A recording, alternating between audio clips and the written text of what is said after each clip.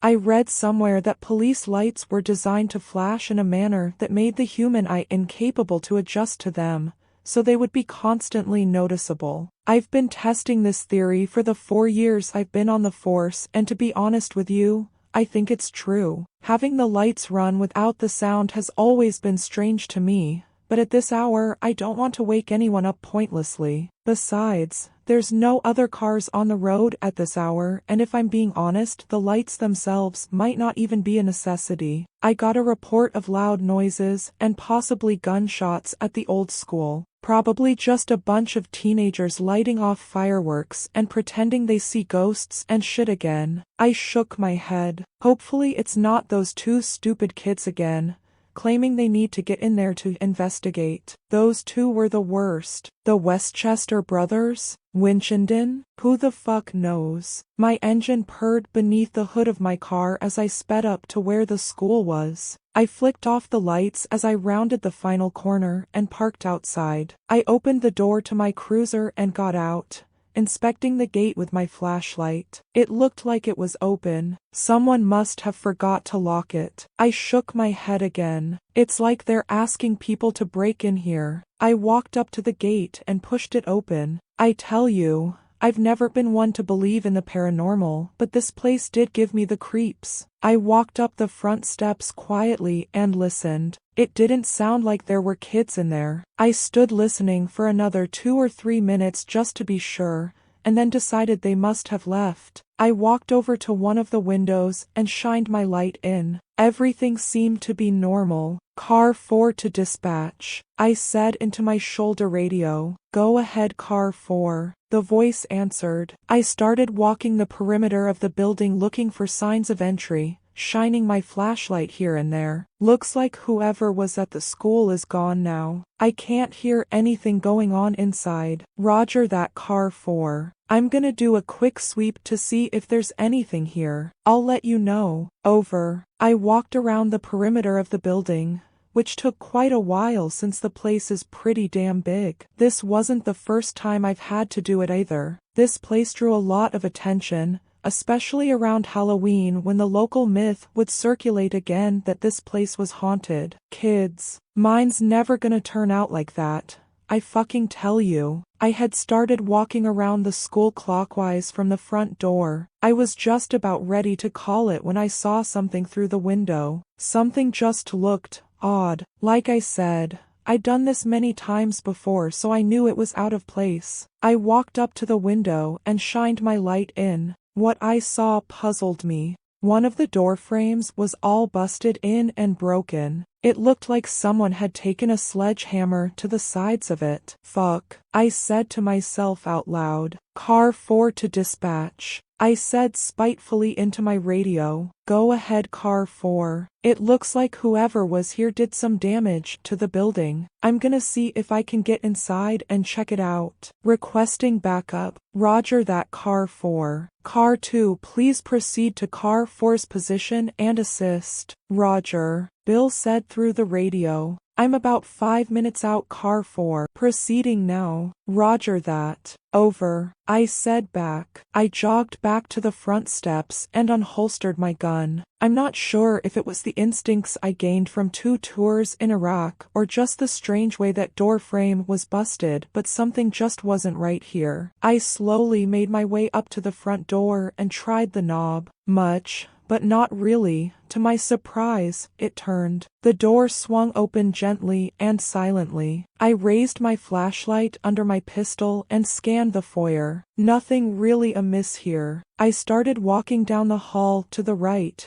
towards the back corner of the building where the door frame was busted in. I got halfway down the hall when I realized it was impossible to walk without creaking on the floorboards. I got anxious and sped my pace up a little. The door frame was busted in pretty bad. It looked like whoever did it was in the room and busting it in towards the hallway. I moved into the room and didn't have to look long before I saw the hole in the floor. It looked like 4 or 5 boards had been ripped right up, and not gracefully at that. Slowly, I walked over to the hole and shined my light through it. There was something down there, I just couldn't make out what. I squatted down on my heels and stared for a few seconds before I realized it. They were bones. I shined my light around a little more. There was fucking tons of them. Admittedly though, I wasn't that scared until I noticed the painting. The bones sat in somewhat of a pile, but all around that were these weird drawings. It looked like a cross between Arabic and Mandarin.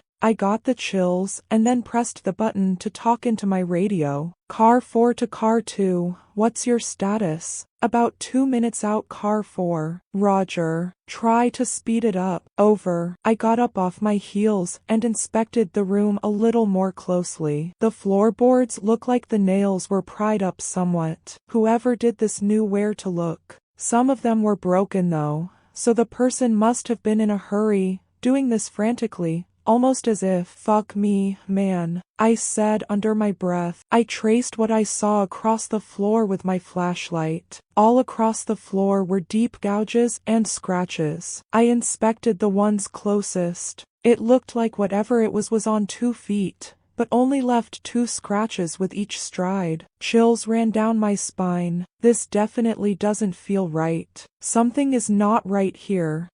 I got up and followed the scratch marks out the door and down the hall. They took a right turn where it looked like something had smashed into the corner. They led down the hall and into a room on the left. I slowed my approach as I noticed that this door frame had been busted in as well, but this time it was busted from the hallway into the room. As I stood there inspecting the frame, I heard something, a faint drip, like a leaky faucet dripping onto a wet plate. There might be someone in here after all. I swallowed hard and then turned the corner, shining my flashlight wherever I pointed my gun. Then I saw it. There, slumped against the wall, was what was left of a human being. I shined my light onto his hands and saw the revolver. Suicide. Slowly, I approached the body. It looked like whoever it was had a huge bag with him, with what looked like tools inside it. I guess I know now who dug up the floorboards. I heard the door of Bill's cruiser slam shut outside. It was strange. I had found suicide victims before, seen a lot of dead bodies, but I just felt some sort of connection to this one. Something I just couldn't put my finger on. I heard Bill's heavy footsteps as he bounded into the foyer. Jeff, I heard him call out nervously. Back here, Bill. I yelled back. I heard his heavy waddling footsteps make their way back to where I was, and heard him panting before he was even in the room. Poor Bill. Guy couldn't run a bar tab without getting winded. Oh, fuck Jeff, he said when he saw the body. Yeah. Fuck is right, Bill, old buddy, I said, looking the body over. Guy ripped up the floorboards in the other room for whatever reason and then came in here and blew his brains out. Bill stood there in silence for a moment. Some cops just get it quicker than others. In terms of Bill and I, let's just say that I was playing chess and he was playing checkers. Well, I'll call it into dispatch. They need to get a forensics team in here ASA. A noise cut Bill off. It was a phone. It was his phone. The dead man's phone. Now they tell you never to contaminate a crime scene, never to touch anything until forensics has gotten there. I had never broken any of the rules before on the job. Hell, I never even wore the fucking uniform without making sure it was ironed every morning, but something inside me, something in the back of my mind told me that I had to answer that phone. I squatted back down and reached into his pocket where it was ringing. Jeff, what are you doing? We can't. Oh, fuck off, Bill, you big pussy, I said as I finally got the phone loose. I looked at the front screen. There was only a first name for whoever was calling. Eli. I pressed answer and held the phone up to my ear, but didn't say anything. There was a short pause, and then, hello, doctor? This is Officer Jeff Danvers of the Towson Police Force. There was a pause again, this time a little longer. Where did you find this phone? Whoever this Eli was, he wasn't stupid. I found it in the pocket of a body at a crime scene. I'm sorry,